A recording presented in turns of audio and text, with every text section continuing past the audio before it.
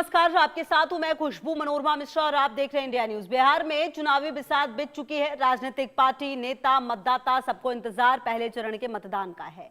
SIR के बाद vote करने वाले मतदाता फाइनल हो चुके हैं, लेकिन कौन सी पार्टी कितनी सीटों पर चुनाव लड़ रही है अभी यह पुख्ता तौर पर फाइनल नहीं हो सका है। सीट बंटवारे को लेकर बैठकों के दौर जारी है। एनडीए और महागठबंधन में सीटों पर अड़े सहयोगी दलों को मनाने की कोशिशें भी लगातार की जा रही है। थोड़ी देर पहले खबर आई कि एनडीए में करीब करीब सीटों पर सहमति बन चुकी है, लेकिन अभी भी खबर आ रही है फिर कि चिराग पासवान कम सीटों पर राजी होते नहीं दिख रहे हैं। जाहिर है एनडीए और महागठबंधन की ओर से अभी तक उम्मीदवारों की लिस्ट भी जारी नहीं की गई है। उधर प्रशांत किशोर की पार्टी जन सुराज उम्मीदवारों की पहली लिस्ट जारी कर चुकी है, तो क्या पीके ने उम्मीदवार घोषित कर बाजी मार ली है? एक रिपोर्ट देखिए।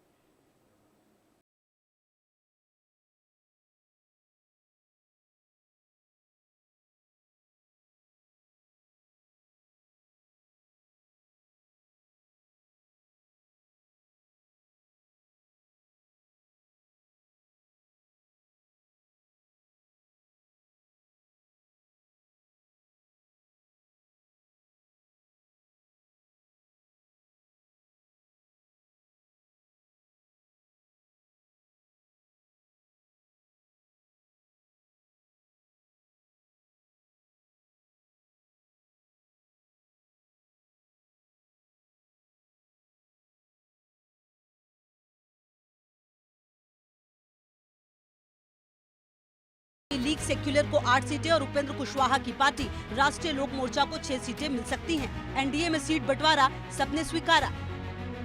बीजेपी 102, जेडीयू 101, एलजेपीआर 26, हम 8, आरएलएम 6। यानी एनडीए में सीट बंटवारे पर विवाद सुलझ गया है। आखिरी मुहर लग गई है और अब कुछ औपचारिकताओं के बाद उम्मीद की जा रही है कि आज रात तक घोषणा हो सकती है।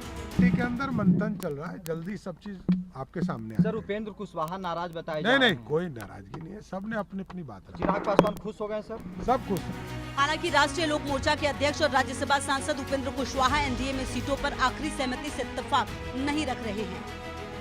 ये सीटों पर बातचीत अभी अधूरी है। जो खबर कई जगह चल रही है सीटों पर सहमति के बारे में, इसमें सच्चाई नहीं है। सच्चाई यह है बातचीत का दौर अभी जारी है, बातचीत पूरी नहीं हुई है। बातचीत का अगला दौर दिल्ली में होगा। भारतीय जनता पार्टी के शीर्ष नेतृत्व की ओर से दावा के अनुसार हम दिल्ली जा रहे हैं। अब दिल्ली में बातचीत आगे बढ़ेगी और जो कुछ भी तय होगा अंतिम रूप से आप लोगों को फिर बताएं। उधर महागठबंधन में भी सहयोगी दलों के साथ सीटों पर आखिरी फैसला नहीं हो सका है। सीट बंटवारे के मसले पर खुद के घर में तो मसला हल हुआ नहीं, लेकिन फिर भी महागठबंधन में किसी विवाद से इनकार करते हुए कांग्रेस एनडीए पर ही सवाल उठा रही है। देखिए मतलब आपको लग रहा है कि गठबंधन से पहले 2 सीट उतार दिए हैं, 2 कैंडिडेट को उतार दिए, लेकिन ऐसा नहीं है।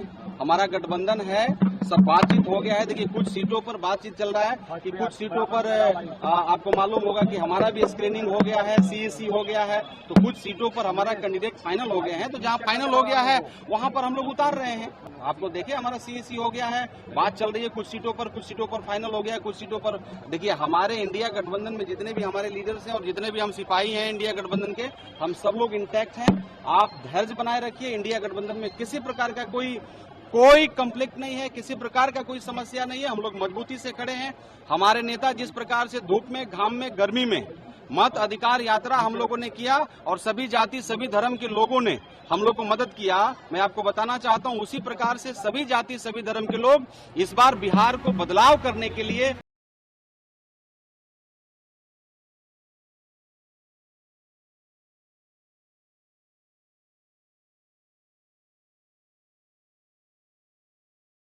कांग्रेस भले कह रही है कि महागठबंधन में सीटों पर फैसला हो चुका है, तो फिर अभी तक लिस्ट जारी क्यों नहीं हुई, ये भी सवाल है।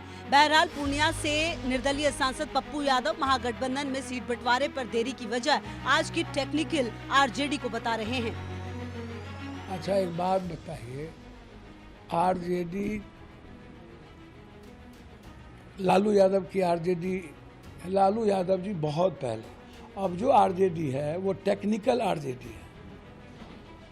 पहले जो आरजेडी थी वो मास आरजेडी थी अब टेक्निकल चीज़ों में आप फंस जाइएगा तो लेट तो होगा भैया। 2+2 मैंने तो पहले भी कहा कि अपने सभी एलाइज को सम्मान दो।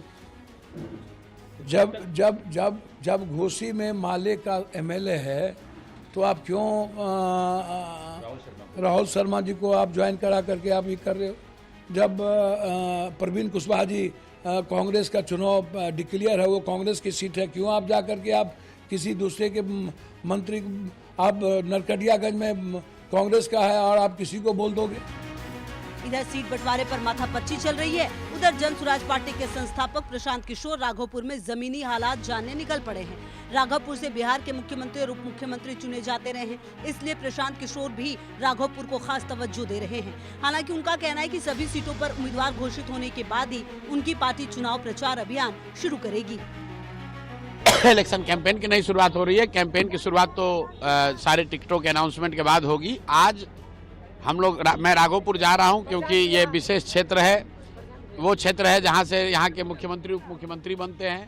तो आज मैं जा रहा हूं वहाँ क्षेत्र में जन स्वराज के साथियों से मिलने के लिए कि बताओ राघोपुर की जनता को अगर आज़ादी, गरीबी, बदहाली से आज़ादी दिलानी है तो कौन से व्यक्ति को चुनाव लड़ना है, कौन सा आदमी है जो खड़ा होकर तेजस्वी को चुनौती देगा, तेजस्वी और उनके द्वारा नहीं किए गए कामों के खिलाफ खड़ा होगा। उसकी चर्चा हम लोग वहाँ करेंगे। वहाँ से जो फीडबैक लेकर आऊँगा कल पार्टी के नेतृत्व के सामने रखूँगा। खैर, महागठबंधन और एनडीए दोनों ही भीतर खाने सीटों पर किसी भी मतभेद या मनभेद से इनकार कर रहे हैं, लेकिन जनता, खासकर बिहार के मतदाताओं के लिए अभी भी ये क्लियर नहीं है कि कौन सा दल पक्के तौर पर कितनी सीटों पर चुनाव लड़ रहा है। Bureau report, India news. तो देखिए, पूरी रिपोर्ट आपने देखी और अब आपको ये जानना चाहिए कि देश का सवाल क्या है। जी हाँ, आप समझिए कि देश का सवाल इस पूरे मामले में यह है कि क्या एनडीए में सीट बंटवारे पर अभी भी पेंच फंसा हुआ है। इसके अलावा सवाल ये भी है देश का कि क्या मोदी के हनुमान सीटों पर अभी भी अड़े हुए हैं, और इसके अलावा महागठबंधन में बात नहीं बनी तो क्या सहनी पाला बदल सकते हैं।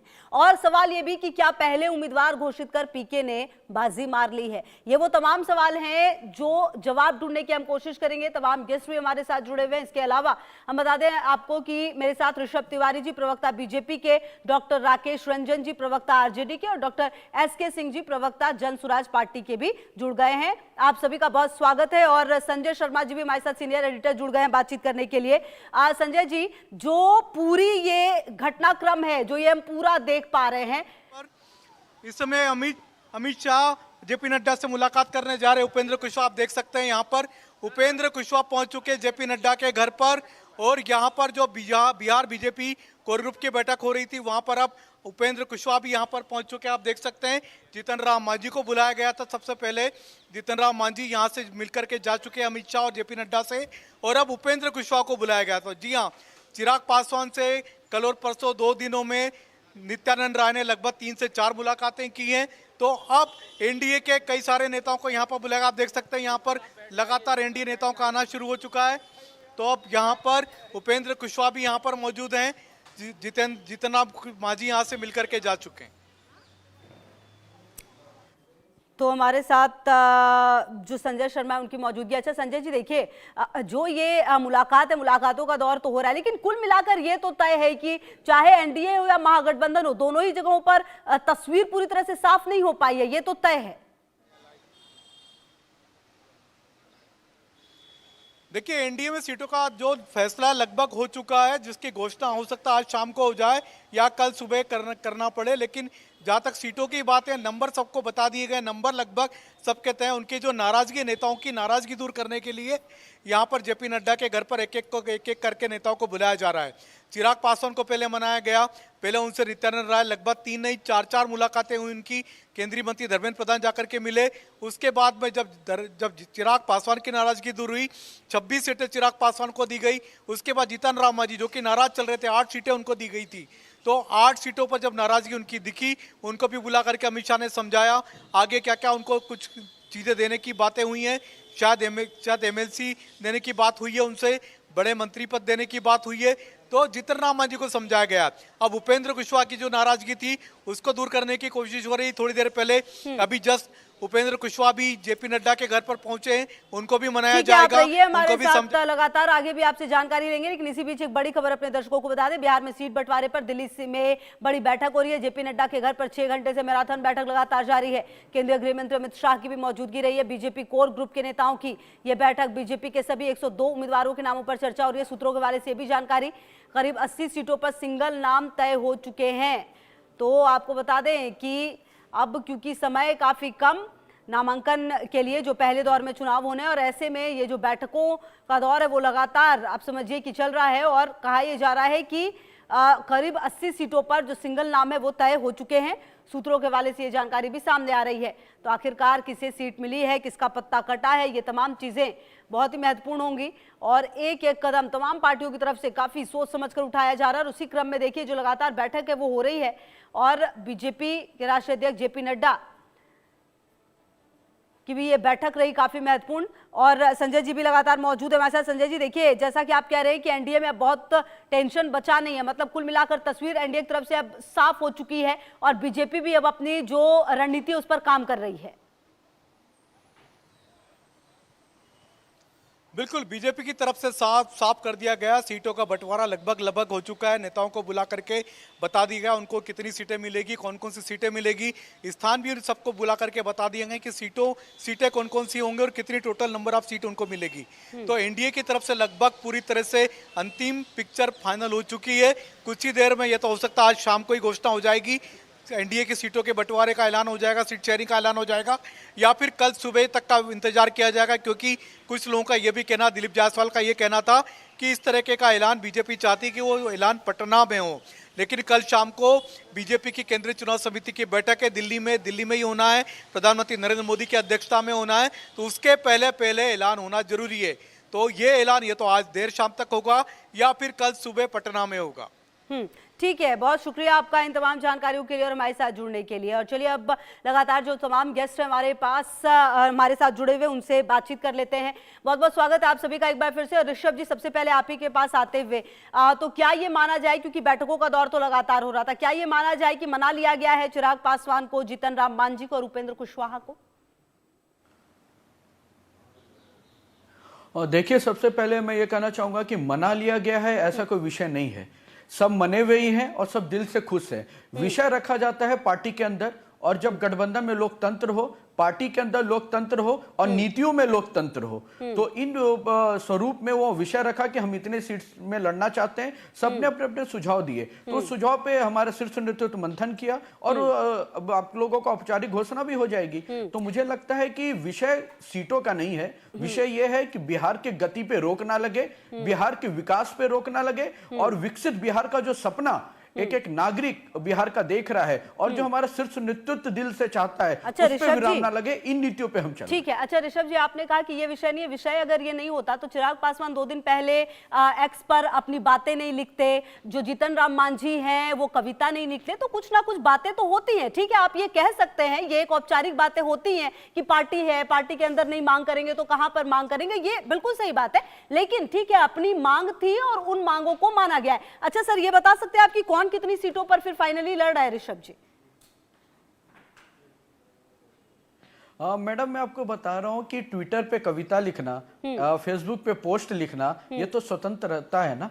उन्होंने ये थोड़ी ना लिखा कि बीजेपी से मैं नाराज हूं और मुझे इतनी सीट चाहिए, बीजेपी ने इतने सीट नहीं दिए, ऐसा लिखा था? कैसी बात करें सर, अगर आपने कविता लिखी, कविता में तो मैडम हर पढ़ा लिखा व्यक्ति सर समझ सकता है। समझ में तो हमें आ रहा है ना, मीडिया को मसाला ढूंढना है तो मीडिया तो ढूंढेगा ही। सर कैसी बात करें, हम वहीं पर ढूंढते हैं जहां सब दिखता है। मीडिया को मसाला ढूंढना है सर, मसाला मिलता है तो उस वहां तक पहुंचा जाता है। अब आए दिन तो नहीं लिखते ना चिराग पासवान उस तरह की कविता जो उन्होंने लिखी थी, या फिर जो 15 ग्राम कर दिया गया 5 ग्राम को दिनकर जी की कविता में जो कर दिया उन्होंने जीतन राम मांझी ने, वो यूं ही थोड़ी कर दिया जाता है सर। हर चीज के मायने आप उसको एक्सेप्ट क्यों नहीं कर रहे हैं? मतलब बस सिंपल सी चीज है ये तो। मैम कैसे एक्सेप्ट? मैम आपके बोलने से मैं थोड़ी ना एक्सेप्ट करूंगा। ठीक है सर, कोई बात नहीं। कविता के रूप से देखूंगा, भावना को भावना के रूप से देखूंगा। ठीक है, और चलिए दूसरी सर, बात, शब्दों कविता को की भी जब बदल बात दिया है तो जाए, आप कविता में उसको भी वही एक लाइन भावनाओं आपको से सुना देखेंगे तो देता कोई हूं। दिक्कत नहीं है। अच्छा ऋषभ जी, क्या जो सीटों का बंटवारा है वो फाइनल हो गया है? कब तक हम ये मैम, जो आप जो कहलवाना एक्चुअल, चाहती है वो मैं नहीं कहने वाला हूँ। अरे सर आप सुन तो लीजिए, ठीक है, वो आप नहीं कहेंगे, वो आप नहीं मानेंगे, कोई दिक्कत नहीं। मैं ये कह रही हूँ कि सर सीटों का बंटवारा फाइनल हो गया, कब तक हमें एक्चुअल नंबर सर सामने आ जाएंगे? मैम, एक्चुअल नंबर हमारे पार्टी का शीर्ष नेतृत्व घोषित कर देगा और मीडिया को सबसे पहले बताया जाएगा। मैं आपको बस कुछ समय का और इंतजार करने बोलूंगा। आजकल का विषय ही है, क्योंकि 17 को पहला नामांकन करने का डेट आधिकारिक तौर पे स्टार्ट है।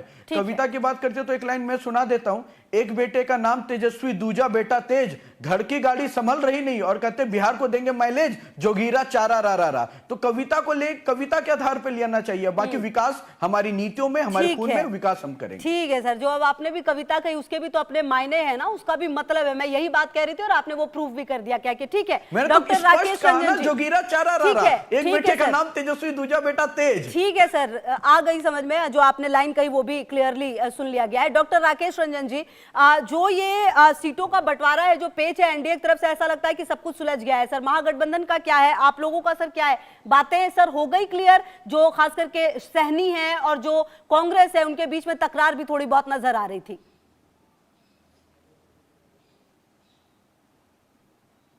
डॉक्टर राकेश रंजन, हो सकता है आपने सर अपने आप को अनम्यूट करें सर प्लीज, उसके बाद अपनी बात शुरू करें। Good evening. Good evening sir. सबको, आपको, पैनल, सारे पैनलिस्ट को और आपके व्यूअर को भी। महागठबंधन बिहार के नवनिर्माण की प्रक्रिया को अपने सभी घटक दलों के साथ बैठ करके और हर एक बिंदु पे विचार करके और समग्रता से अपनी यूनिटी को दिखाते हुए उस पे बात कर रहा है, डिस्कस कर रहा है और ये लगभग सारी चीजें तय है। तो सर कितनी सीटें किसे मिल रही हैं? आरजेडी कितनी सीटों पर लड़ रही है? हम बता रहे हैं ना कि लगभग सारी चीजें तय है, थोड़ा सा इंतजार कीजिए निश्चित रूप से। लेकिन आप ये कह रही हैं कि एनडीए जो है, एनडीए में सब कुछ सही है। एक तरफ एनडीए में लोग अपने आप को पांडव जो बोल रहे हैं, दूसरी तरफ उनके मीन्स घटक दल एक जो है माजी जी, उनको दुर्योधन बोल रहे हैं। तीसरे जो हमारे चिराग पासवान जी हो, ऐसे नाराज हैं कि 2 दिन से टीवी पे उनका कोई प्रवक्ता भी नहीं आ रहा है।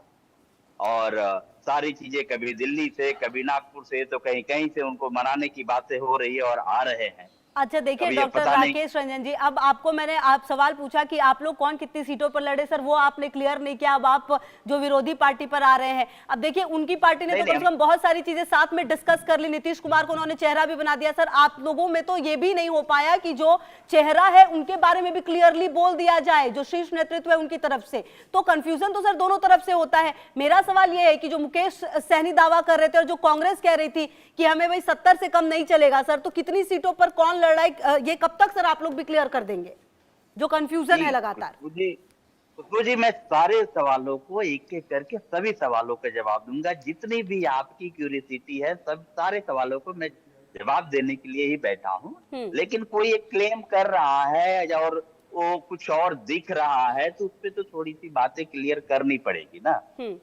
अभी जैसे बोल रहे थे कि ठीक है, किसी को दुर्योधन नहीं बोला, किसी को ये नहीं बोला, तो आप सब लोग, हम लोग यहाँ पढ़े लिखे लोग हैं। ये रश्मि रति की जो लाइन उन्होंने कोट किया है माजी जी, उसमें उसी की 2 लाइन आगे आप जाएंगे तो उसमें खुद दुर्योधन का को मीन्स संबोधित किया गया है। तो दुर्योधन को ही कहा जा रहा है। लेकिन खैर छोड़िए उसकी बातें। आपका सवाल जो है महागठबंधन के बारे में जो है, तो महागठबंधन में जो बातें हो रही है, हमारी तीनों सीट जो हमारे 3 प्रकार की जो भी सीटें हैं, उसको जो हम लोग कैटेगराइज किए हैं, वो तीनों सीट में लगभग सारी चीजें तय हो गई है। और रही बात मुख्यमंत्री की, तो मुख्यमंत्री पे हमारे सारे घटक दल, महागठबंधन में जितने घटक दल हैं, सब कोई कह रहा है, सारी जनता ये कह रही है कि तेजस्वी जी के अरे नेतृत्व यही में दिक्कत है डॉक्टर राकेश रंजन जी। चुनाव ठीक है, लड़ा जनता जा कह रहा रही है, ये तो और वो आपको लगता है, लेकिन आपके सर कहाँ पे एक बार भी राहुल गांधी ने तो नहीं कहा ये, जब उनसे पूछा गया, जब उनसे बात भी हुई, हमेशा इस बात को टालते हुए नजर आए।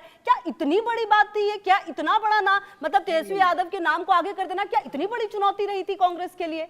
नहीं, इतनी कोई चुनौती नहीं तो है। फिर सर आप क्या बात बताइए, थी, फिर एक कर दिया नेता होता ऐसा कि है, हाँ भाई तेजस्वी यादव के नेतृत्व में चुनाव लड़ रहे, साथ साथ वोटर अधिकार यात्रा तो की ही थी, कई बार तो कमान तेजस्वी यादव ने ले रखी थी। जी खुशबू जी, कई सारे प्रवक्ताओं को देखिए, जो हमारे कांग्रेस साथी, हमारे कांग्रेस के प्रवक्ताओं क्लियर कट बोल रहे हैं।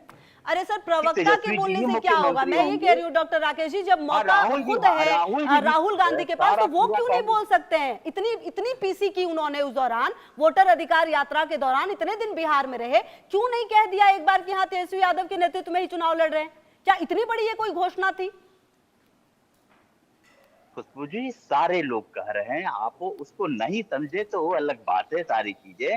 अच्छा, हम बता रहे हैं। दूसरी बात यह है कि राहुल जी हो, तेजस्वी जी हो, पूरा मेरा मीन्स महागठबंधन के जितने घटक दल हैं, उनके लिए सिर्फ और सिर्फ मीन्स मुख्यमंत्री का चेहरा, उप मुख्यमंत्री का चेहरा और सारी चीजें, सिर्फ वही मायने नहीं रखता है। यहाँ हम लोग के लिए सबसे पहले मायने ये रखता है जनता की। और बिल्कुल, ये बात तो आप कई बार हाँ कह चुके हैं। मैं एक बड़ी चर्चा में डॉक्टर एसके सिंह को लेके आती हूँ, फिर आती हूँ डॉक्टर राकेश रंजन जी। जिसमें रोजगार से लेकर के पलायन से लेकर के शिक्षा से लेकर स्वास्थ्य से लेकर ये सारी चीजें। ठीक है डॉक्टर राकेश रंजन जी, आती हूँ मैं आपके पास चर्चा में। डॉक्टर एसके सिंह जी को मैं लेकर आ रही हूँ अब। सब लोग जानता है, ठीक है समाज के हर, ठीक है डॉक्टर राकेश, अगर आपको मेरी आवाज आ रही है सर, वापिस आती हूँ आपके पास। ठीक है, अब वो कौन से मुद्दे होंगे जिसको लेकर आप जनता तक पहुंचे, ये तो जनता तय करेगी निश्चित तौर पर। चाहे आप शुरुआत में एसआईआर पर लड़े थे, बाद में आपको लगा कि हाँ ये और भी मुद्दे हैं जिस पर बातचीत करनी है। बहरहाल डॉक्टर एसके सिंह जी, प्रवक्ता हैं जन स्वराज पार्टी के, आप लोगों ने, ये तो महागठबंधन और एनडीए का चल रहा है कि कौन कितनी सीटों पर लड़ेगा, हिसाब किताब